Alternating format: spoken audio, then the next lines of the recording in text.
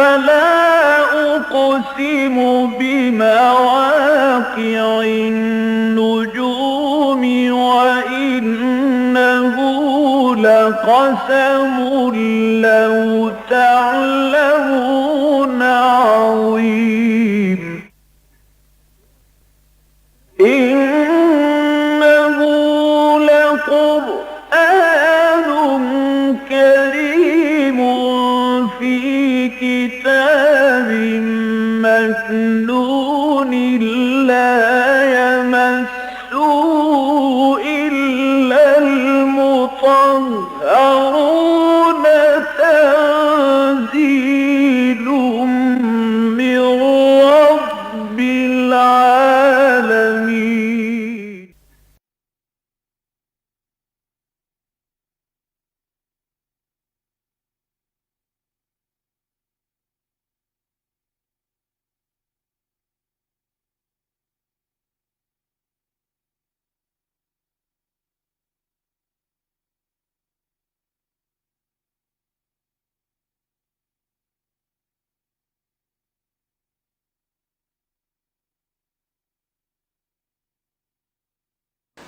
اما بعد فقد قال اللہ تبارک و تعالی کما ورد فی سورۃ النساء اعوذ باللہ من الشیطان الرجیم بسم اللہ الرحمن الرحیم یا ایھا الذین آمنوا لا تقربوا الصلاة وانتم سکارى حتى تعلموا ما تقولون ولا جنبا الا عابری سبیل حتى تغتسلوا وَإِن كُنتُم مَّرْضَىٰ أَوْ عَلَىٰ سَفَرٍ أَوْ جَاءَ أَحَدٌ مِّنكُم مِّنَ الْغَائِطِ أَوْ لَامَسْتُمُ النِّسَاءَ فَلَمْ تَجِدُوا مَاءً فَتَيَمَّمُوا صَعِيدًا طَيِّبًا فَامْسَحُوا بِوُجُوهِكُمْ وَأَيْدِيكُمْ إِنَّ اللَّهَ كَانَ عَفُوًّا غَفُورًا صدق اللہ العظیم رب اشرح لي صدری ویسر لي امری واحلل عقدۃ من لسانی یفقهوا قولی اللهم ربنا الہمنا رشدنا واعذنا من شرور انفسنا اللهم ارنا الحق حقا وارزقنا اتباعه وارنا الباطل باطلا وارزقنا اجتنابه اللهم وفقنا لما تحب وترضى وتقبل منا فإنك خير المتقبلين آمین یا رب العالمین۔ شہادت حق یا شہادت علی الناس پچھلا مکمل درس اسی موضوع پر تھا، اس کے باوجود بعد میں احساس ہوا کہ ایک اہم مسئلہ بیان ہونے سے رہ گیا۔ یہ تو میں نے واضح کر دیا تھا کہ پورے قرآن حکیم میں اللہ کی راہ میں قتل ہو جانے کے لیے لفظ شہادت کا استعمال نہیں ہے، سوائے ایک مقام کے جہاں امکان ہے وہاں بھی قطعی نہیں۔ تو پھر سوال پیدا ہوتا ہے کہ یہ لفظ اس مفہوم میں کیوں مستعمل ہوا؟ اس کا جواب رہ گیا تھا۔ ہم نے دیکھا کہ یہ شہادت در حقیقت جو ہے یہ کار نبوت و رسالت کے لیے دین کی ایک بنیادی اصطلاح ہے۔ نبی جب بھی آئے، رسول جب بھی آئے، پہلے انہوں نے گواہی دی کہ میں گواہی دیتا ہوں کہ اللہ کے سوا کوئی معبود نہیں اور میں اللہ کا رسول ہوں۔ جس شخص نے ان کے ساتھ گواہی دی کہ ہم بھی گواہی دیتے ہیں کہ اللہ کے سوا کوئی معبود نہیں اور آپ اللہ کے رسول ہیں، وہ دائرہ اسلام و ایمان میں داخل ہو گیا۔ گواہی جو اس نے زبان سے دی ہے اسے اپنے عمل سے دینی ہے، اس کے ہر عمل سے یہ ثابت ہو کہ یہ واقعتاً اللہ کو اپنا معبود مانتا ہے اور اللہ کے رسول محمد صلی اللہ علیہ وسلم کا پیروکار ہے۔ تو قولی شہادت کے بعد عملی شہادت ہو گئی، اور یہ معاملہ جو ہے نبی اکرم صلی اللہ علیہ وسلم پر آ کر اس طرح تکمیل کو پہنچا کہ چونکہ دین کی حیثیت سے، ایک نظام زندگی کی حیثیت سے اسلام کی تکمیل ہوئی محمد پر صلی اللہ علیہ وسلم، لہذا اب شہادت کا عملی تقاضا یہ بھی ہوا کہ اس دین کا ایک عملی نمونہ پیش کر دیا جائے دنیا کے سامنے، اسے قائم کر کے دکھا دیا جائے کہ یہ خیالی جنت نہیں ہے، یہ کوئی یوٹوپیا نہیں ہے، بلکہ یہ ایک واقعی بات ہے، قابل عمل ہے۔ یہ ہے شہادت کا عمل۔ ہر نبی اس کی کوشش کرتے رہے، ہر رسول نے اس کی کوشش کی۔ ان کے امتیوں میں سے جنہوں نے اس کام میں ان کا ساتھ دیا، وہ بھی یہی کام کرتے رہے، شہادت قولی، شہادت عملی، شہادت انفرادی، شہادت اجتماعی کے لیے جد و جہد اور کوشش۔ اب ظاہر بات ہے کہ یہ لوگ زندہ بھی ہیں تو شہید ہیں، وہ تو گواہ ہیں اللہ کے حق میں گواہی دے رہے ہیں۔ عیسائیوں کا ایک فرقہ ہے جس نے کہ اس تصور کو برقرار رکھا ہے، کم سے کم نام کی حد تک، یہوواز وٹنسز، یہووا وہ اللہ کے لیے لفظ استعمال کرتے ہیں، یہوواز وٹنسز، یہووا کے گواہ، ہم گواہی دیتے ہیں اللہ کی، سب سے بڑے گواہ تو ہم ہیں، نشہد ان لا الہ الا اللہ وحدہ لا شریک لہ ونشہد ان محمدا عبدہ ورسولہ صلی اللہ علیہ وسلم۔ اس اعتبار سے وہ زندہ بھی شہید ہیں، البتہ اگر وہ اس عمل میں اپنی جان دے دیں تو گویا کہ شہید کے خطاب کے بتمام و کمال حقدار اور مستحق ہو جاتے ہیں۔ یہ منطقی ربط ہے، ورنہ جیسا کہ آپ کو معلوم ہے شہادت کے لیے قرآن مجید حضور کی احادیث میں آیا، ایک بندہ مومن جو یہ گواہی دے رہا ہے، شہید تو وہ ہے، ہر نبی شہید ہے، ہر رسول شہید ہے، حالانکہ شہید جو ہے اس معنی میں رسول اللہ تعالیٰ کی راہ میں قتل ہو ہی نہیں سکتا، مقتول فی سبیل اللہ ہونے کا امکان ہی نہیں ہے، ورنہ حضور کی اتنی بڑی خواہش، لَوَدِدتُّ أَنْ أُقْتَلَ فِي سَبِيلِ اللَّهِ ثُمَّ أُحْيَا ثُمَّ أُقْتَلَ ثُمَّ أُحْيَا ثُمَّ أُقْتَلَ ثُمَّ أُحْيَا ثُمَّ أُقْتَلَ۔ اللہ تعالیٰ اتنی بڑی خواہش کو رد کر دیتا نہیں، اس کا قانون ہے، رسول مغلوب نہیں ہو سکتا، مقتول ہونا تو بہت دور کی بات ہے، بہت دور کی بات ہے، نبی مقتول ہو سکتے ہیں، لیکن یہ کہ ان کو لیے بھی لفظ شہید ہے، تمام رسول شہید ہیں۔ تو اسی طریقے سے تمام مسلمان جو یہ کام کر رہے ہوں وہ شہید ہیں، یہ نہیں کہ ہر مسلمان شہید ہے، لیکن جو ان مسلمان یہ شہادت اپنی زبان سے دے، اپنے قول سے دے، اپنے عمل سے دے، انفرادی طور پر دے اور اجتماعی شہادت کی جد و جہد میں لگا ہوا ہو، وہ زندہ بھی ہے تو شہید ہے، وہ اگر حادثاتی موت میں ہلاک ہو جاتا ہے تو شہید ہے۔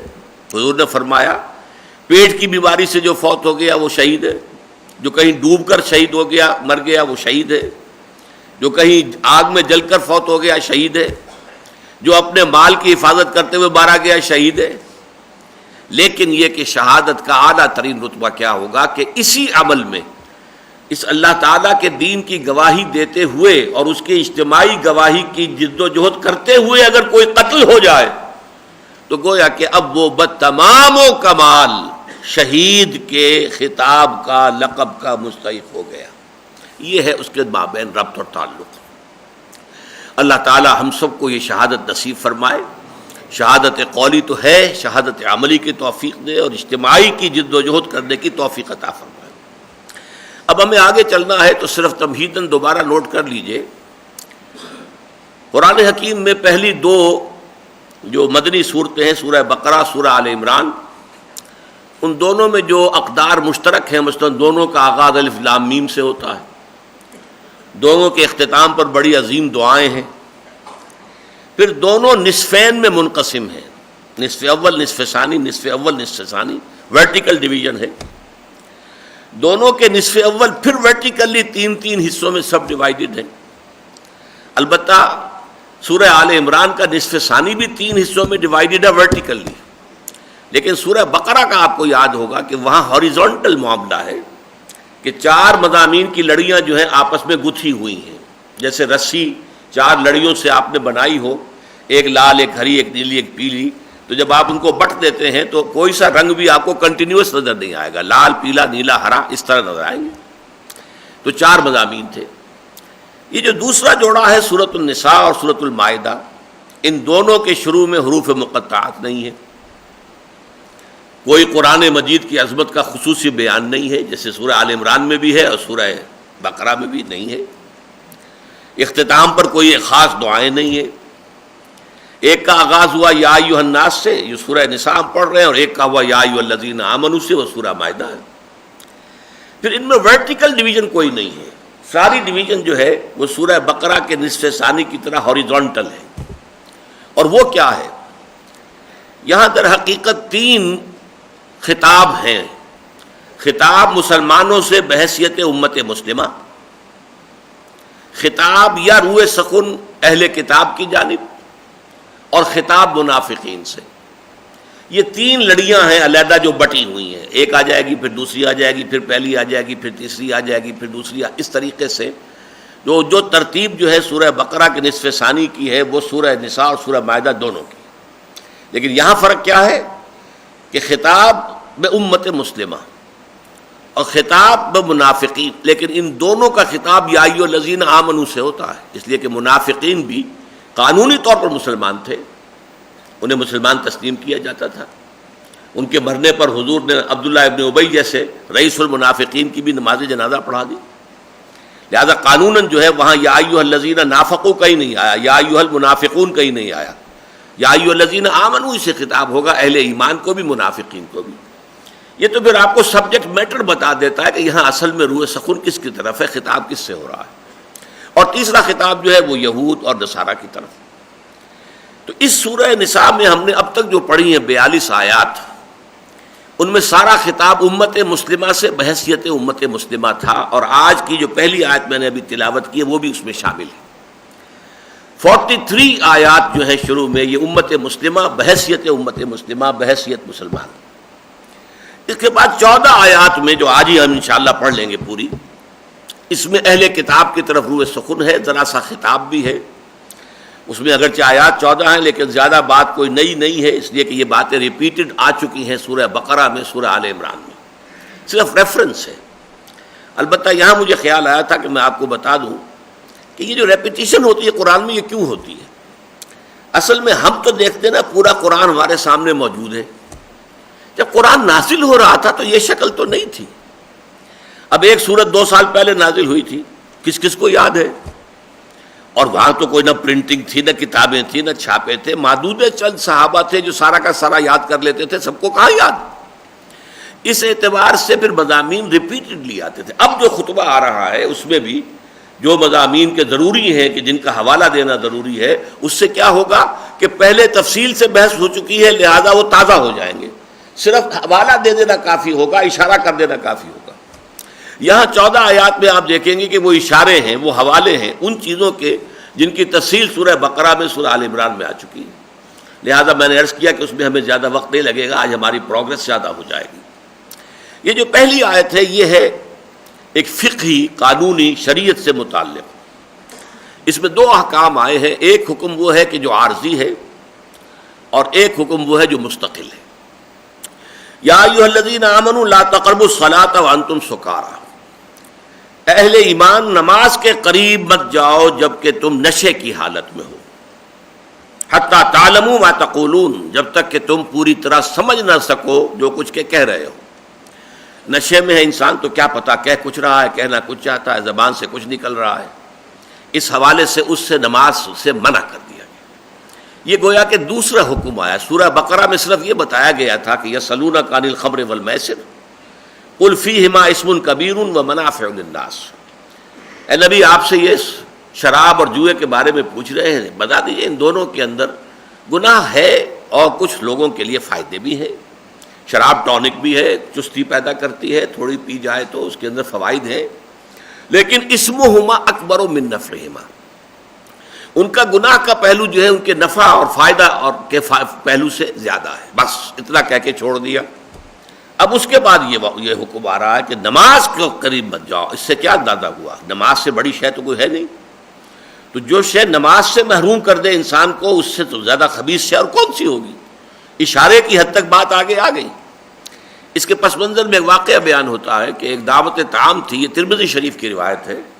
حضرت عبد الرحمن ابن عوف آپ کو معلوم ہے کہ ایک اچھے خوشحال مرفع الحال دولت مند صحابی تھے حضور کے صلی اللہ علیہ وسلم، بہت بڑے تاجر تھے.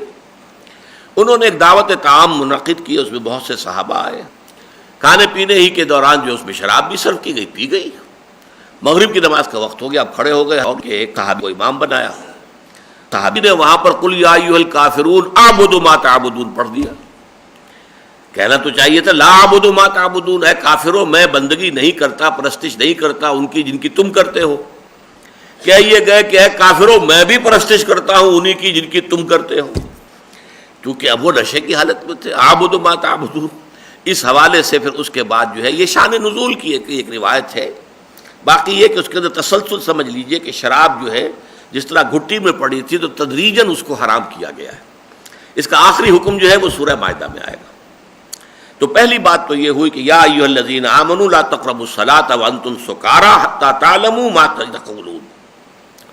جیسے شراب کی حالت میں انسان کا ذہن اور شعور متاثر ہو چکا ہوتا ہے، ایسے ہی کچھ خالص حیوانی افعال ایسے ہیں جن سے انسان کی روحانیت متاثر ہو جاتی ہے. وہ کیا ہے؟ تعلق زن و شو ہے، خالص حیوانی کام ہے. ظاہر بات ہے بقائے نسل کے لیے میاں بیوی کی ہم بستری جو ہے وہ اپنی جگہ ہے، قانون فطرت ہے، لیکن اس میں بہیمیت جو ہے وہ حیوانیت کے انسان بہت قریب ہوتا ہے. اسی طرح یہ بول و براز کا معاملہ ہے جن میں گندگی بھی ہے، نجاست کا تصور بھی ہے، پیشاب کا یا ہوا کا خارج ہو جانا، یا آپ کو معلوم ہے پہانا انسان کرتا ہے. ان چیزوں سے انسان کی روحانیت متاثر ہو جاتی ہے. تو اس کے لیے بھی فرمایا کہ جب تم ان حالتوں میں ہو تو جب تک کہ اس نجاست سے تم طہارت حاصل نہ کر لو. چھوٹی نجاست ہے، صرف آپ جو ہے بول و براز سے فارغ ہو کر آئے ہیں تو وضو کر لیجیے.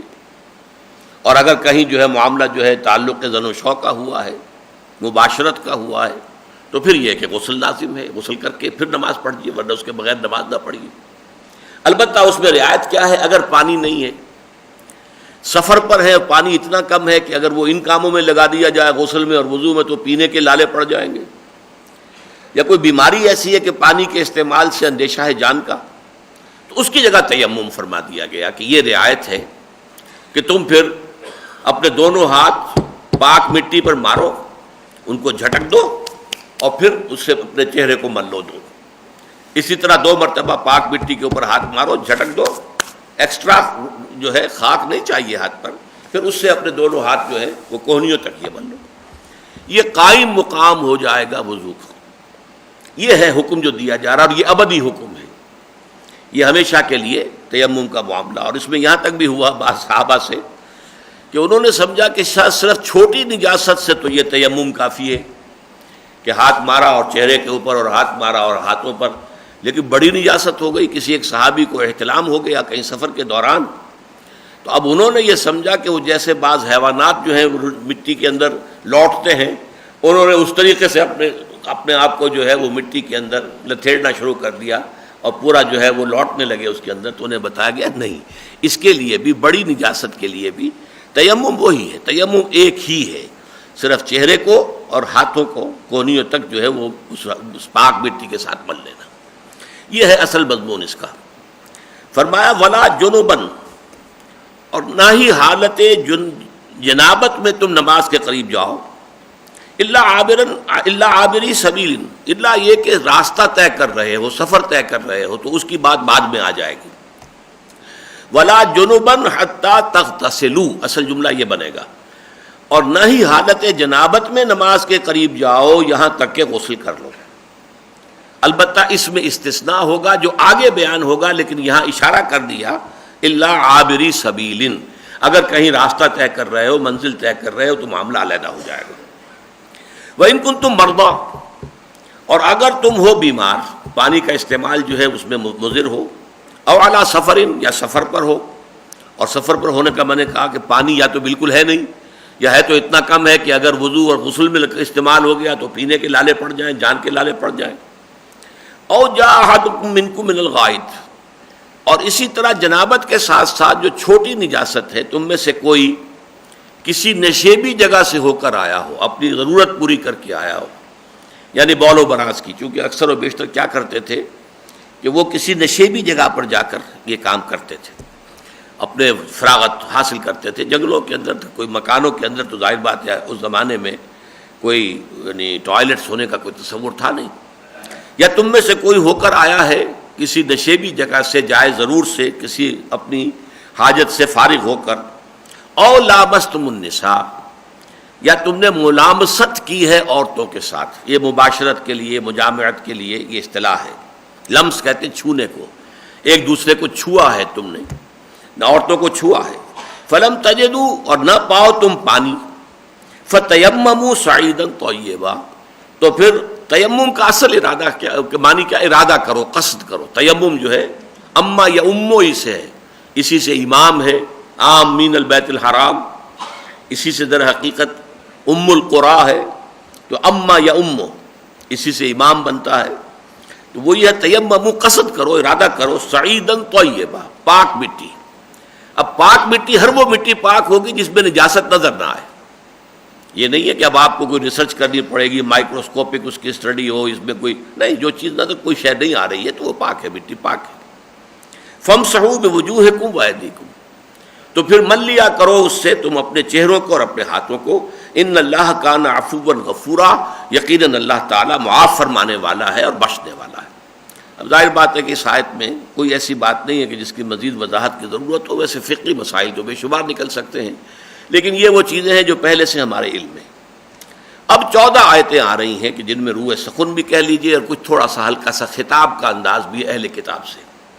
اگرچہ میرے نزدیک اتمام حجت جو ہے وہ سورہ بقرہ اور سورہ آل عمران میں ہو چکی ہے ان پر، لیکن پھر بھی اللہ تعالیٰ ابھی ان کے ساتھ بات گفتگو کو جاری رکھے ہوئے.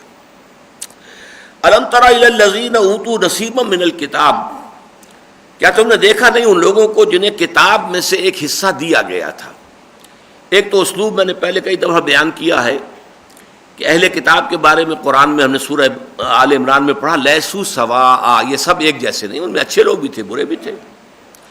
جب ان کے اچھے لوگوں کا تذکرہ ہوتا ہے تو وہ معروف کے صیغے میں آتا، الذین آتیناہم الکتاب، وہ لوگ جنہیں ہم نے کتاب عطا فرمائی تھی. اور جب ان کی مذمت کا مقام ہوتا ہے تو مجہول، الذین اوتوا الکتاب، وہ لوگ جنہیں کتاب دی گئی تھی. مذمت کے مقام میں مجہول، اور جہاں پر معروف ہوگا تو وہ کسی اچھے تذکرے کے لیے. تو الم تر الی الذین اوتوا نصیبا من الکتاب کیوں کہا گیا؟ اس لیے کہ یہ پوری کتاب ایک ہی ہے اصل میں، اور اصل کتاب تو یہ قرآن ہے. اس قرآن کی ہدایت کا کچھ حصہ تھا جو پہلے آ گیا تھا اپنے وقت کی مناسبت سے، وہ گویا کہ انٹرم پیریڈز کے لیے اللہ تعالیٰ کی ہدایات تھیں. الہدا قرآن حکیم کی شکل میں آنے والا تھا، تو انہیں اس الکتاب میں سے کچھ حصہ ملا تھا جو اپنے زمانے اور ان کے حالات اور ان کی جو بھی صورتحال تھی اس کے ساتھ مناسبت رکھنے والا تھا. الم تر الی الذین اوتوا نصیبا من الکتاب یشترون الضلالۃ، وہ خرید رہے ہیں گمراہی کو. خریدنا یعنی ترجیح دینا، پسند کرنا، ہدایت کو اپنے ہاتھ سے دے کر، جبکہ ہدایت کا نصف النہار پر سورج چمک رہا ہے. ان کے اپنے شہر مدینے میں رسالت محمدی کا سورج جو ہے وہ نصف النہار پر چمک رہا ہے، لیکن انہوں نے پھر بھی ضلالت کو پسند کیا، خرید لی ہے گمراہی. وَيُرِيدُونَ أَن تَضِلُّوا السَّبِيلَ، اور وہ چاہتے ہیں کہ تمہیں بھی گمراہ کر دے، راستے سے ہٹا دے، سیدھے راستے سے تم بھی اے مسلمانوں بھٹک جاؤ، گمراہ ہو جاؤ. ان کی ساری کوششیں جو ہیں وہ اسی کے لیے. وَاللَّهُ أَعْلَمُ بِأَعْدَائِكُمْ، اب اس میں تسلی کا پہلو ہے. اے مسلمانوں، اللہ تمہارے دشمنوں سے خوب واقف ہے، یعنی پرواہ نہ کرو، ان کی چالوں سے وہ واقف ہے. انہم یکیدون کیدا واکید کیدا، وہ اپنی سی چالیں چل رہے ہیں تو ہم اپنی سی منصوبہ بندی کر رہے ہیں. تو ڈرو نہیں. لن یضروکم الا اذى، سورہ آل عمران میں ہم پڑھ چکے ہیں.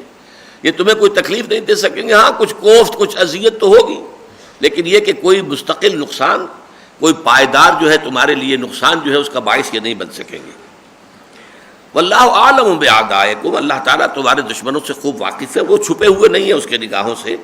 وکفیٰ باللہ ولیا وکفیٰ باللہ نصیرا، اور اللہ کافی ہے ولی کی حیثیت سے، پشت پناہ کی حیثیت سے، حمایتی کی حیثیت سے، اور اللہ کافی ہے مددگار کی حیثیت سے. لہذا فکر مت کرو کسی طرح کا، لا تہنوا ولا تحزنوا، اس کی فکر اور تشویش میں مبتلا نہ ہو، لیکن بہرحال چوکس رہو، چوکنے رہو. ایسا نہ ہو کہ ان اویئرز، یو مائٹ بی کاٹ ان اویئرز.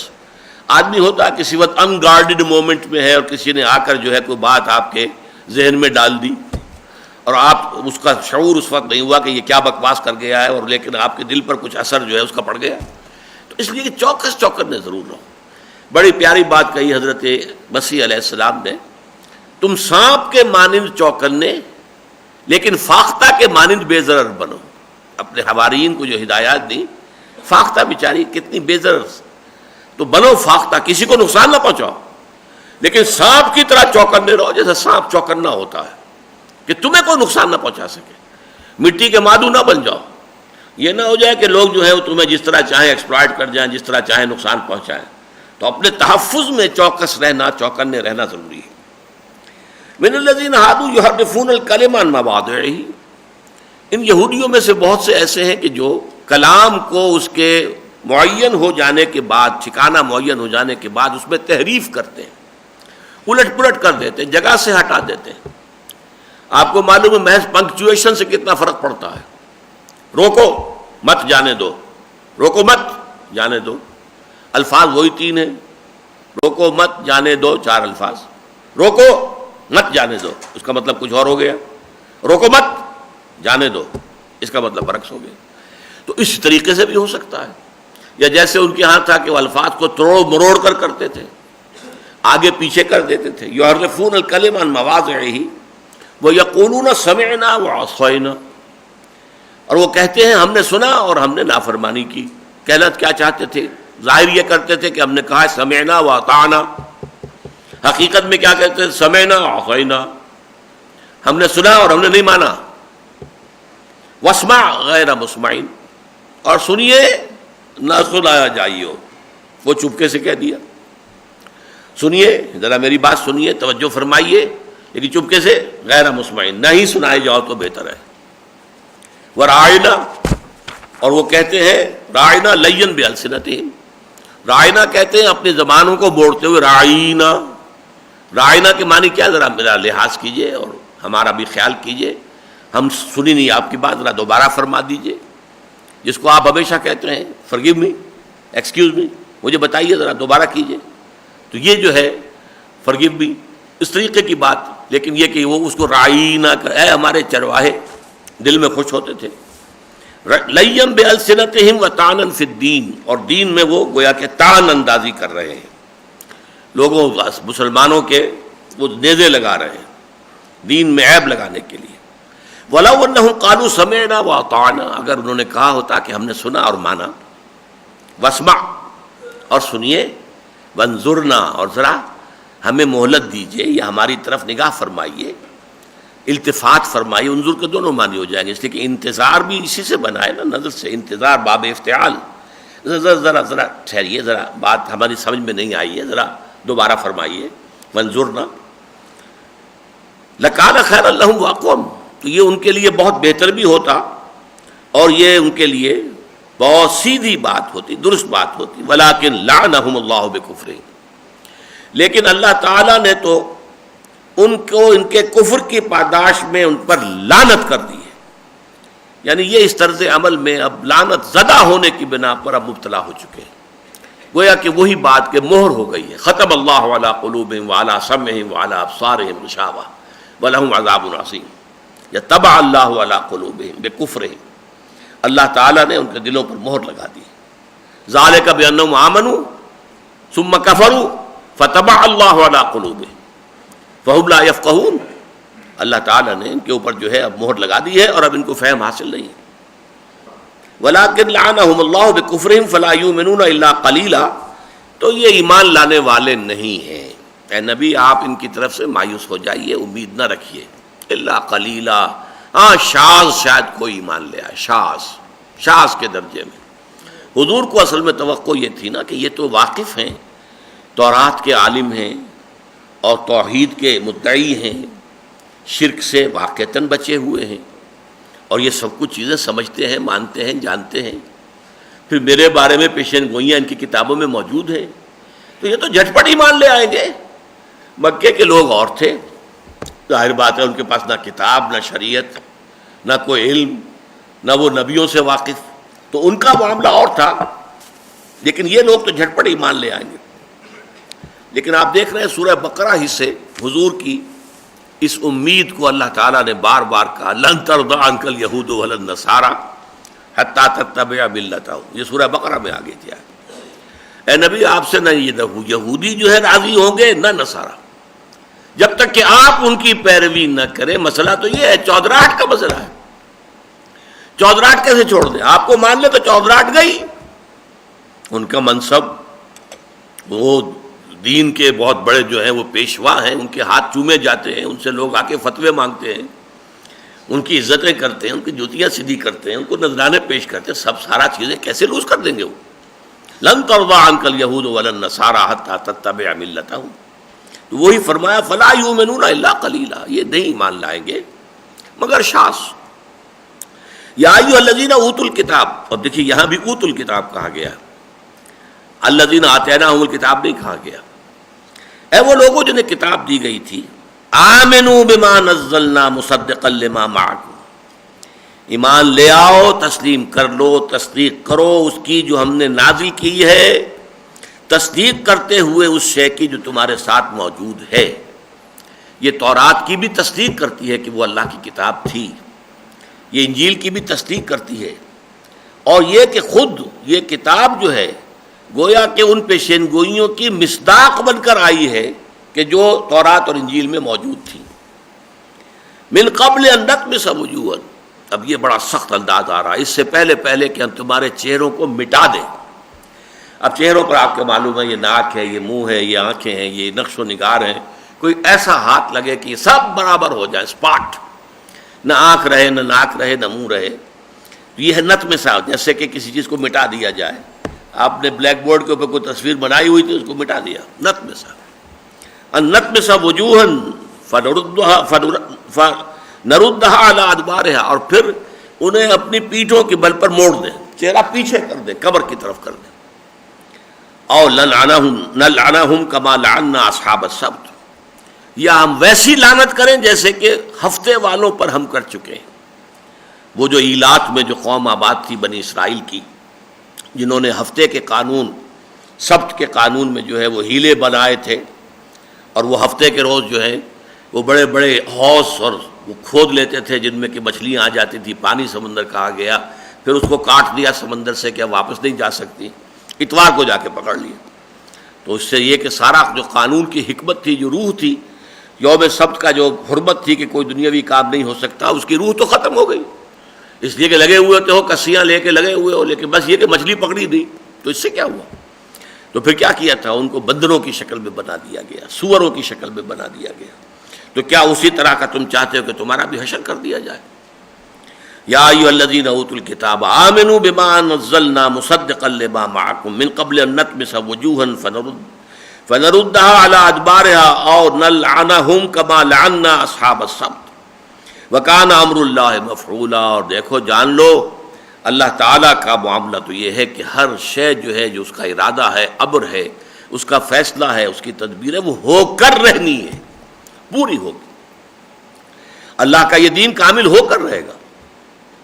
یریدون لیطفئوا نور اللہ بافواہہم واللہ متم نورہ ولو کرہ الکافرون، یہ چاہتے ہیں کہ اللہ کے نور کو اپنی منہ کی پونکوں سے بجھا دے، حالانکہ اللہ تعالیٰ کا فیصلہ یہ ہے اٹل کہ اس نور کا وہ اتمام فرما کر رہے گا، تکمیل فرما کر رہے گا، چاہے یہ کافروں کو کتنا ہی ناگوار ہو۔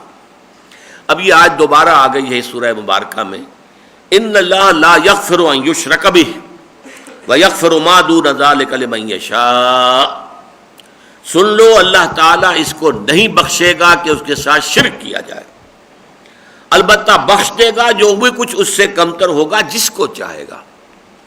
یعنی یہ بھی نہیں ہے کہ اس کے لیے فری لائسنس ہے کہ باقی سارے گناہوں کی طرف سے اللہ تعالیٰ کی طرف سے پیشگی معافی کا ہے، نہیں، جس کو چاہے گا بخش دے گا، میرٹ پر معاملہ ہوگا۔ جیسے کہ آپ کو معلوم ہے مقدمات میں بھی اگر کہیں قتل کا مقدمہ ہے اور قاتل ثابت ہو چکا ہے کہ یہ قاتل ہے، اور اس کی عدالت عظمیٰ جو ہے اس سے بھی اس کی اپیل خارج ہو گئی، تو پھر ایک ہوتی ہے ہمارے ہاں، اگرچہ اسلام میں اس کی گنجائش نہیں ہے، کہ ہیڈ آف دی اسٹیٹ جو ہے پھر مرسی اپیل پر غور کرتا ہے، لیکن اس میں بھی فیکٹس کو دیکھا جاتا ہے، یہ نہیں ہے کہ بالکل نہ ہو سرے سے، کہ کہیں کوئی لوپ ہول ہے، کہیں کوئی گنجائش ہے، تو بات میرٹ کی ہوتی ہے۔ تو اللہ تعالیٰ بخش دے گا، اس کا ارادہ اس نے ظاہر کر دیا ہے کہ اس سے کمتر جو ہے اس کی امید ہے کہ وہ بخش دے گا، لیکن وہ بھی میرٹ پر ہوگا، یہ نہیں ہے کہ کھلا لائسنس، البتہ شرک کو کبھی نہیں بخشے گا۔ وَمَن يُشْرِكْ بِاللَّهِ فَقَدِ افْتَرَىٰ اِثْمًا مُبِينًا عَظِيمًا، اور جو اللہ تعالیٰ کے ساتھ شرک کرے اس نے تو بہت بڑا طوفان گھڑا ہے، بہت بڑا گناہ کی بات گھڑ لی ہے۔ یعنی یہ ایک تو ہوتا ہے گناہ کرنا، ایک گھڑ لینا ہے۔ اللہ کے لیے اگر تم نے مد مقابل ٹھہرا دیے ہیں، اللہ کے نائبین ٹھہرا دیے ہیں، اللہ کے کفو بنا دیے ہیں، اللہ کے بیٹے بیٹیاں بنا دیے، گھڑی ہوئی چیز ہے تمہاری، یہ افتراء ہے، یہ سب جھوٹ ہے جو تم نے گھڑ لیا ہے، جس کی کہ قطعاً کوئی حقیقت سرے سے ہے ہی نہیں۔ فقد افترا اسما عظیما۔ اب یہاں یہ نوٹ کیجئے گا کہ اصل میں جہاں تک بڑا شرک ہے یہود اس سے بالعموم جو ہے وہ بری رہے ہیں۔ ایک دور میں صرف ان کی ایک جماعت نے حضرت عزیر علیہ السلام کو اللہ کا بیٹا قرار دیا، کیونکہ حضرت عزیر علیہ السلام کے ذریعے ہی سے ان کی نشأت ثانیہ ہوئی۔ جب یہ تباہی سے دوچار ہو چکے تھے، نبوکدنضر نے ان کو بری طریقے سے جو ہے پامال کیا تھا، 6 لاکھ قتل کیے تھے، اور 6 لاکھ کو لے گیا تھا کیپٹیو بنا کر، اسیر بنا کر۔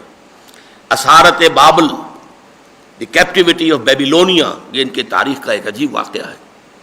اس کے بعد ان میں نشأت ثانیہ جو ہوئی، حضرت عزیر علیہ السلام نے ان کے اندر جو ہے توبہ کا سور پھونکا، توبہ کرو، اللہ کی جناب میں رجوع کرو، پلٹو اللہ کی طرف۔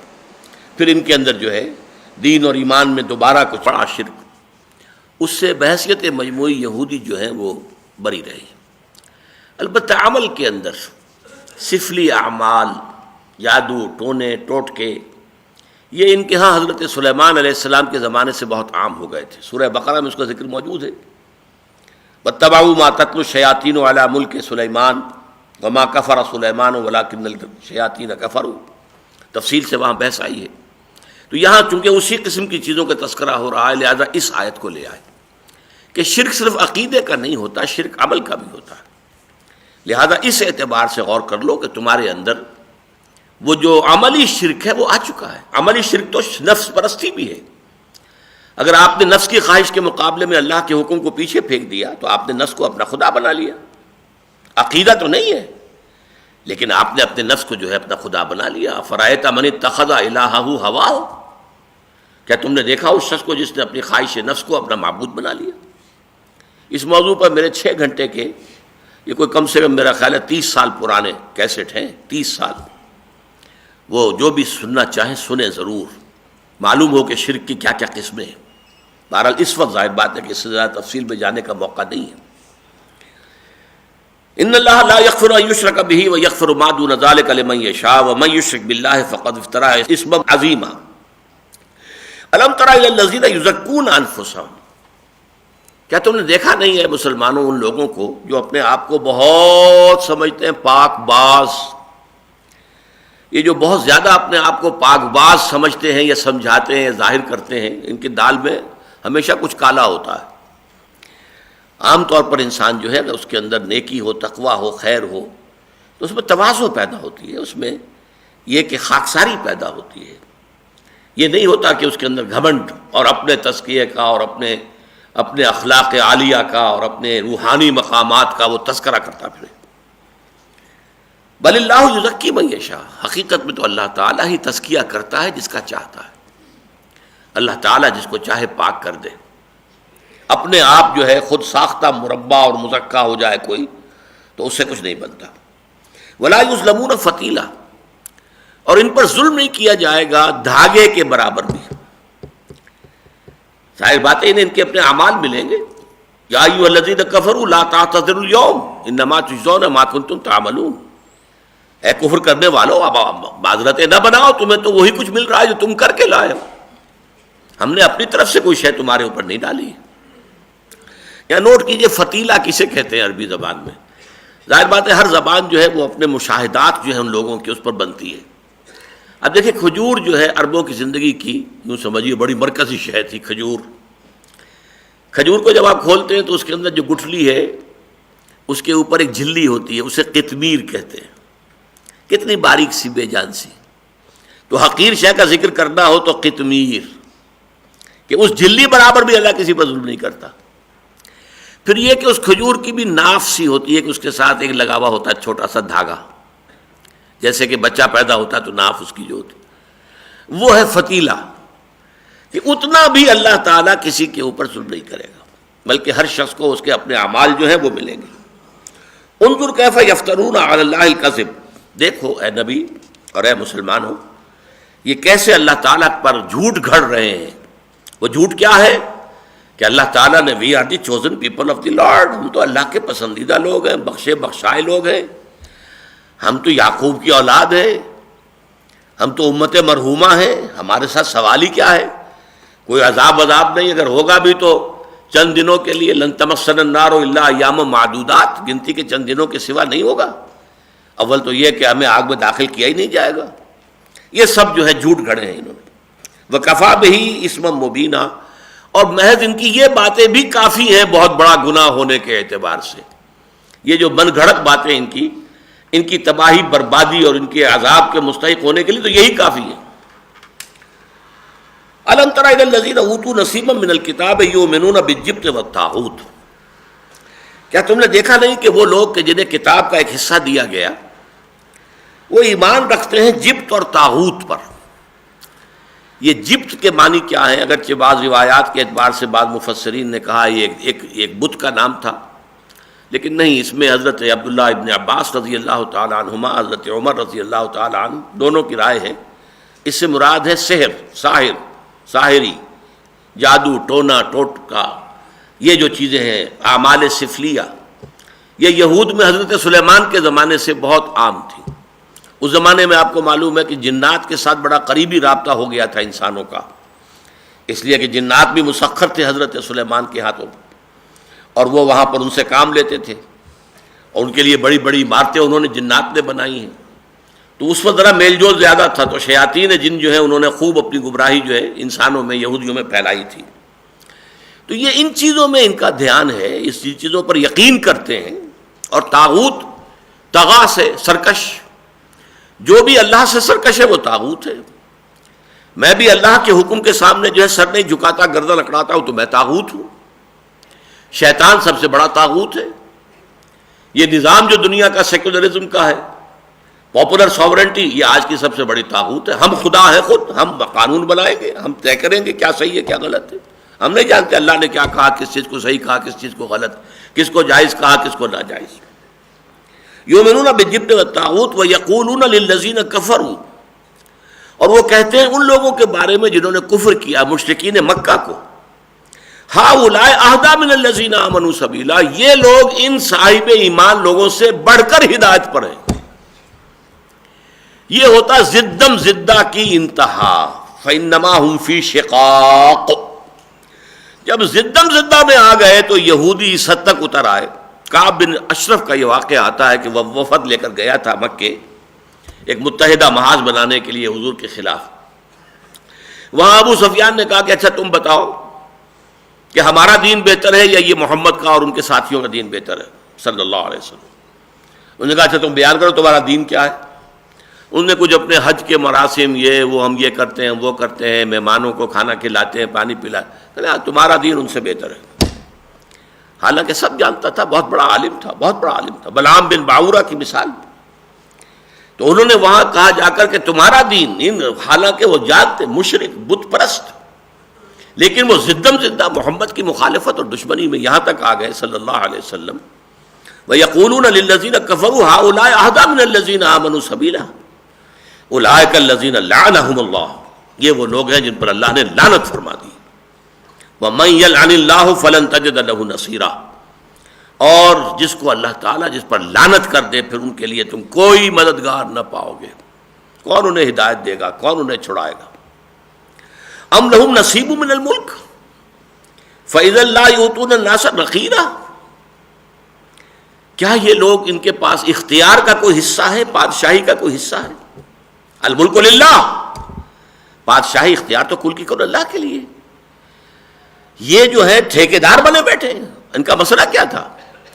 وہ سمجھتے تھے نبوت پر تو ہمارا اجارہ ہے، 2000 برس سے نبوت ہمارے ہاں ہے، 2500 برس سے. یعقوب نبی تھا ہمارا جد امجد، پھر یوسف نبی تھے، پھر موسیٰ سے لے کر عیسیٰ تک 1400 برس نبوت کا تار ٹوٹا ہی نہیں. یہ کہاں سے نبوت آ گئی نئی بنی اسماعیل کے اندر؟ یہ کہاں سے اللہ تعالیٰ نے جو ہے کہ نبوت نام تھا جس کا گئی یعقوب کے گھر سے، یعقوب کے گھر سے چلی گئی بنی اسرائیل. اسرائیل تو اصل میں لقب حضرت یعقوب ہی کا تھا. یہ کیسے ممکن ہے؟ تو یہ سمجھتے تھے کہ ہماری اجارے داری ہے، ہم سے یہ چیز نہیں جا، منوپلی ہے ہماری. فَإِذَا لَا يُؤْتُونَ النَّاسَ نَقِيرًا، اگر ان کے ہاتھ میں اختیار ہو تو یہ تو کسی انسان کو پھر ایک تل بھی نہیں دیں گے. نقیر تل کو کہتے ہیں. کوئی رحمت خداوندی میں سے تل کا حصہ بھی کسی دوسرے انسان کو دینے کے لیے یہ آمادہ نہیں ہوں گے. ام یحسدون الناس علی ما آتاہم، کیا یہ حسد کر رہے ہیں لوگوں سے؟ الناس سے مراد یہاں اہل ایمان، یہ حسد کر رہے ہیں ان لوگوں سے اللہ نے جو کچھ ان کو دیا، قرآن عطا فرمایا، محمد عطا فرمایا صلی اللہ علیہ وسلم، اب یہ حسد کی آگ میں جلے جا رہے ہیں۔ من فضلہ ہی، اللہ نے اپنے فضل سے عطا کیا ہے۔ فقد آتینا آل ابراہیم الکتاب، بیٹے حضرت ابراہیم کے، حضرت اسحاق بھی بیٹے حضرت ابراہیم کے، حضرت اسحاق کے بیٹے یعقوب ہیں، حضرت اسماعیل کی نسل میں محمد رسول اللہ صلی اللہ علیہ وسلم۔ لہذا ایک قدر مشترک تک کہ ہم نے آل ابراہیم سے کیا تھا نا وعدہ، تو آل ابراہیم میں تم ہی تو نہیں ہو، اور بھی ہیں ریختہ کہ تم ہی استاد نہیں ہو، غالب سنتے ہیں اگلے زمانے میں کوئی میر بھی تھا، تو ابراہیم کا بیٹا اسماعیل بھی تھا کہ نہیں؟ تمہاری کتاب جو ہے وہ بتا رہی ہے، حالانکہ اگرچہ تم نے تحریف کر دی ہے کہ ذبیح اللہ جو ہے تورات میں قرار دیا گیا حضرت اسحاق کو، حالانکہ وہ حضرت اسماعیل تھے، لیکن اسماعیل ایک بیٹا تھا ابراہیم کا، یہ تو مانتے ہیں، اس میں تو کوئی شک نہیں، کسی اختلاف ہی نہیں، اور اس میں بھی کہ بڑا بیٹا وہی تھا، پہلے اسی کی ولادت ہوئی ہے۔ حضرت سارہ تو بانجھ تھی، ان کے ہاں اولاد نہیں ہوئی تھی، ان کے مجبور کرنے پر، اصرار پر، پھر حضرت ابراہیم نے جو کنیز کی حیثیت سے، اگرچہ حضرت ہاجرہ شہزادی تھی مصر کی، لیکن شاہ مصر نے بطور کنیز پیش کیا تھا، جیسے حضرت ماریہ قبطیہ جو ہے مقوقس نے حضور کی خدمت میں بھیجی تھی۔ لہذا حضرت ابراہیم نے ان سے کوئی تعلق نہیں رکھا تھا اپنا، کبھی کوئی جو ہے ان سے مباشرت نہیں کی تھی، لیکن حضرت سارہ کے اصرار پر، زور دینے پر کہ تمہاری نسل ختم ہو جائے گی، میرے ہاں تو اولاد نہیں ہو رہی ہے، تم یہ جو یہ مصری کنیز ہے تم اس کے ساتھ تعلق قائم کرو تاکہ اللہ تمہیں اولاد دے۔ تو ان کے اصرار پر ہوا یہ۔ حضرت ابراہیم بہت محبت کرتے تھے حضرت سارہ سے، اور ان کے اپنے خاندان سے تھیں، لہذا ان کا لحاظ بہت کرتے تھے، دلجوئی بہت کرتے تھے۔ ان کے اصرار پر جو ہے انہوں نے تعلق کیا قائم، اور اس کے بعد اللہ نے حضرت اسماعیل دے دی۔ البتہ اس کے بعد پھر 13 برس کے بعد اللہ تعالیٰ نے معجزے کے طور پر حضرت سارہ کو بھی حضرت اسحاق عطا فرما دیا۔ فقد آتینا آل ابراہیم الکتاب والحکمت وآتیناہ ملکا عظیما۔ ظاہر بات ہے کہ اب یہ جو خلافت راشدہ قائم ہوئی، یہ بھی تو آل ابراہیم ہی کی تھی نا، کس کی تھی؟ اگر داؤد اور سلیمان کی جو حکومتیں تھیں وہ آل ابراہیم کی تھیں، تو ابو بکر اور عثمان اور علی اور عمر رضی اللہ تعالیٰ عنہم کا جو دور حکومت ہے وہ کون تھے؟ پھر یہ کہ بنو عباس کون تھے، بنو امیہ کون تھے؟ یہ سب بھی تو وہی ہے۔ فَمِنْهُمْ مَنْ آمَنَ بِهِ وَمِنْهُمْ مَنْ صَدَّ عَنْهُ، تو ان میں سے وہ بھی ہیں جو اس پر ایمان لے آئے ہیں۔ شاذ ہیں عبداللہ ابن سلام، جو بہت بڑے عالم تھے، یہودی، ایمان لائے۔ وَمِنْهُمْ مَنْ صَدَّ عَنْهُ، اور ان میں سے بہت سے ہیں کہ جو اس سے رک گئے ہیں، ہاتھ روک لیا ہے۔ صدّ یا سد کئی دفعہ میں عرض کر چکا ہوں، یہ فعل لازم اور متعدی دونوں معنی دیتا ہے، رک جانا اور روک دینا، رک بھی گئے ہیں اور روک بھی رہے ہیں۔ وَكَفَى بِجَهَنَّمَ سَعِيرًا، اور جہنم کافی ہے انہیں پھونکنے کے لیے، جلانے کے لیے، بھڑکتی ہوئی آگ۔ ان الذین کفروا بآیاتنا، یہ لوگ جو ہماری آیات کا انکار کر رہے ہیں، سوف نصلیہم نارا، ان قریب ہم انہیں داخل کریں گے آگ میں، جہنم میں۔ کلما نضجت جلودہم بدلناہم جلودا غیرہا، جب بھی ان کی کھالیں جھلس جائیں گی تو ہم بدل دیں گے ان کے لیے ان کے علاوہ اور کھالیں۔ یہ ہے وہ جہنم کے عذاب کے دوام کے لیے۔ اب کھال اگر جل جائے اور نیچے کے ٹیشوز نکل آئیں تو ان کے اندر سینسیشن نہیں ہے، پھر آگ جلائے گی اگر اندر کے مسلز کو تو اس سے تکلیف نہیں ہوگی، اس لیے کہ سینسری جو ہے نوڈز وہ تو سارے کے سارے اسکن کے اندر ہیں، وہ اگر بے حس ہو چکی، جھلس چکی، ختم ہو چکی، مر چکی تو گویا کہ تکلیف ختم ہو گئی نہیں، اس کے بعد ان کی کھال بدل دیں گے، نئی کھال دیں گے، اور اس کھال میں پھر وہی جلن، وہی خلش، وہی ان کے لیے سوزش جو ہے جو کہ تون جاری رہے گی۔ بدلناہم جلودا غیرہا لیذوقوا العذاب، تاکہ عذاب کا مزہ چکھتے رہیں، وہ عذاب کا سلسلہ ختم نہ ہو بلکہ دوام کے ساتھ، تسلسل کے ساتھ انہیں وہ تکلیف اور اذیت اور کوف جو ہے وہ پہنچتی رہے۔ ان اللہ کان عزیزا حکیما، یقیناً اللہ تعالی عزیز ہے، زبردست ہے، جو چاہے فیصلہ کرے، جو چاہے حکم دے، جس طرح کا چاہے قانون بنائے، لیکن ساتھ ہی حکیم ہے، اس کا کوئی حکم حکمت سے خالی نہیں ہے۔ فعل الحکیم لا یخلو عن الحکمہ، کسی حکیم ہستی کا کوئی عمل، کوئی فعل بھی حکمت سے خالی نہیں ہوتا، بامقصد ہوتا ہے، بامانی ہوتا ہے۔ بے مقصد بے معنی کام آپ کریں گے تو اس کا مطلب یہ کہ آپ کا دماغی توازن ٹھیک نہیں، آپ تو در حقیقت اس مقام سے گر چکے۔ تو اللہ تعالیٰ عزیز بھی ہے، حکیم بھی ہے۔ والذین آمنوا وعملوا الصالحات، اس کے برعکس جو لوگ ایمان لائے اور جنہوں نے نیک عمل کیے، اللہم ربنا اجعلنا منہم سندخلہم جنات تجری من تحتہا الانہار، تو ان قریب ہم انہیں داخل کریں گے ان باغات میں کہ جن کے دامن میں ندیاں بہتی ہوں گی۔ اصل میں ترجمہ تو ہوتا ہے تحتہم الانہار، تحتہا الانہار، اس کے نیچے ندیاں بہتی ہوں گی، لیکن میں ہمیشہ ترجمہ کیا کرتا ہوں جس کے دامن میں، اس لیے کہ قرآن مجید میں بھی نقشہ کھینچا گیا ہے۔ اور عرب کا معاملہ کیا تھا؟ وادیاں، نیچے وادی گہرائی میں چشمہ بہہ رہا ہے، اور پھر یہ کہ جو ادھر دونوں طرف ڈھلوان کے اوپر درخت ہے، پلانٹیشن ہے۔ تو تحت کا مطلب یہ ہے جس کے دامن میں ندیاں بہ رہی ہیں۔ دامن میں کوہ کے ایک چھوٹا سا جھونپڑا ہو، علامہ اقبال کی جو بچوں والی نظم ہے کہ دامن میں کوہ کے چھوٹا سا جھونپڑا ہو، اور اس میں بھی ہے وہ چشمہ بھی ہو، اور پانی جو ہے وہ کہ وہ موج، پانی بھی موج بن کر اٹھ اٹھ کے دیکھتا ہو۔